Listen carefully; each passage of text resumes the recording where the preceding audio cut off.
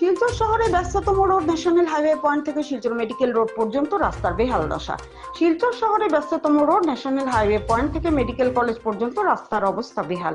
রাস্তার মধ্যে বিশাল বিশাল গর্ত, প্রাণের ঝুঁকি নিয়ে দিয়ে প্রত্যেক দিন চলাচল করতে হয় যাত্রীবাহী গাড়ি সহ পথচারীদের। বিগত কয়েকদিন আগে রাস্তাটি কিছুটা সংস্কার হয়েছিল, কিন্তু দেখা যায় সংস্কার হওয়ার কিছুদিনের মধ্যে রাস্তার মধ্যে বিশাল আকারের গর্তে পরিণত হয়েছে। অল্প বৃষ্টিতে গর্তের মধ্যে জল জমে যায়, যার কারণে অনেক সময় টুকটুক অটো গাড়ি গর্তে পড়ে উল্টে যায়।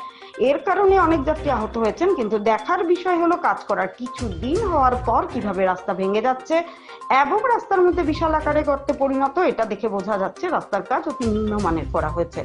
সরকার একদিকে বলছে শহরে উন্নয়ন হচ্ছে, কিন্তু বাস্তবে দেখা যাচ্ছে শিলচর শহরের রাস্তাঘাটের বেহাল দশায় পরিণত হচ্ছে। জনপ্রতিনিধিদের রাস্তার বেহাল অবস্থা দেখেও নেই কেন বিহিত পদক্ষেপ নিতে দেখা যায়নি। এদিকে রোগী নিয়ে মেডিকেল কলেজে যাওয়ার সময় রোগীর রাস্তাতেই মৃত্যু হওয়ার আশঙ্কা রয়েছে বলে জানান গাড়ি চালক ও স্থানীয় জনগণেরা।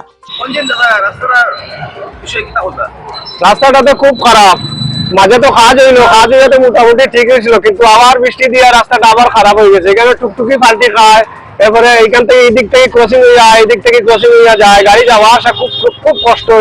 পয়েন্টটা এরপরে আরো আগে ওই কাটল পয়েন্টের এখানে খুব খারাপ রাস্তা।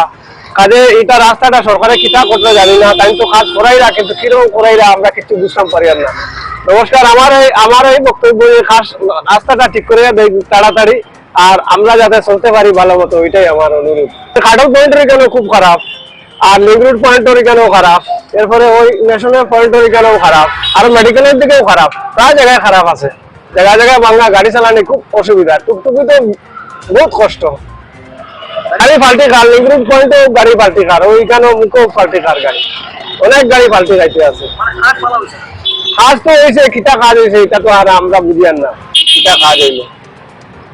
রাস্তার অবস্থা তো দেখেন, প্লান্টের পর থেকে খুবই খারাপ রাস্তা, এখান থেকে প্রায় মেডিকেল যাওয়া যায় না, অনেকই খারাপ,